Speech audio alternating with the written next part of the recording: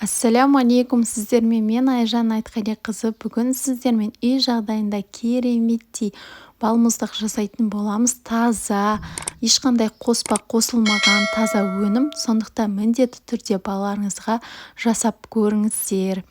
Ең алдымен мен каналыма тіркеліп, лайк басып, пікір қалдыруды ұмытпайық.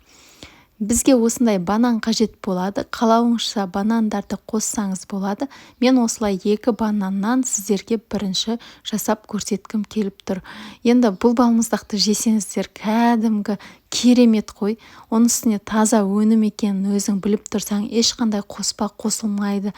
Натуральный кәдімгі таза продуктыдан жасалады. Сондықтан міндетті түрде жасап көріңіздер. Оның үстіне құрамы да өте оңай. Тек қана банан болса болды.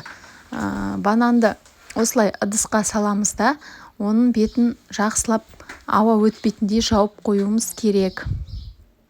Осылай жақсылап тұрып жабамыз. Осыны тоңазытқышқа жіберетін боламыз, яғни қатырамыз. Міне, менің банандарым қатып шықты. Қатып шыққан бананды блендердің көмегімен жақсылап езетін боламыз. Оны езу үшін алдымен басында кішкене қиындау болады.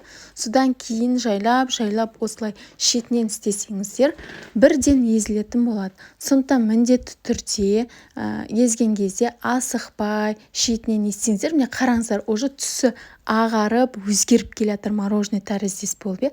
Егер де сіздер осындай ақ күйінде қалдырсаңыздар, ол яғни жаңағыдай сливочный мороженое болады. Ешқандай қоспа қоспасаңыздар. Ал егер де сіздерге қандай да бір кивидің, клубниканың мороженое керек болса, онда сон натуральный клубника қоссаңыздар болады. Міне мен осылай көрсетіп жатырмын.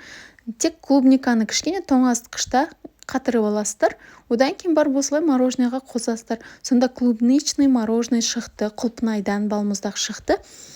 Осылай жасаңыздар, міне керемет болып шықты. Таза өнім, балаларға ешқандай да бір қоспасы жоқ. Сондықтан міндетті түрде жасап көріңіздер.